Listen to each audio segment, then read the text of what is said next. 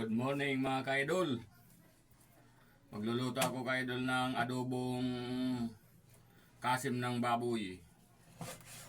Mamarinate ko pa to ka-idol mga 2 oras para malasa. Napakaganda nito ka-idol, ang pang adobong binibili ko talaga kasim ng baboy. Wala siyang pinagkaiba sa limpo. Ito na ka-idol, nahugasan ko na ng maigi yung aking pang-adobo. Nalagay ko na yung sibuyas, bawang, nor cube at saka paminta. I-marinate ko na to ka-idol, mga kahit 1 oras lang ka-idol. Lagyan ko ng to ka-idol, toyo. Para gusto ko kasi ka-idol yung minamarinate muna. Para manot yung lasa ka-idol. Yun, idol. Naisalang ko na yung adobo na kasim. Mahilig talaga ako idol sa kasim ng baboy kasi madali siyang palambutin.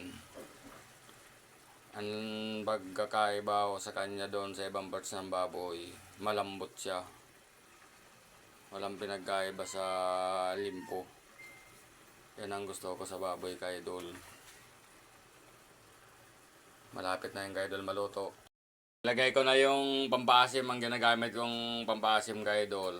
Pag ako nagluluto ng adobo, mas gusto ko ka-idol yung yung kalamansi gamitin, masarap siya. Depende naman sa mga panlasa natin, kanya-kanya naman tayo ka-idol panlasa. Lagay ko na yung ka-idol. Talagang yan ang gustong gusto ko dyan, kalamansi ginagamit ko ka-idol. Maya-maya ka-idol, luto na yung ka-idol. Idol, luto na. Lagyan ko ka-idol ng sibuyas na pula. Wala akong makahanap na sibuyas na puti ka-idol. Ito kasing to ka-idol, sibuyas na pula. Favorite ito ni Oscar pagdating sa mga adobong ganito.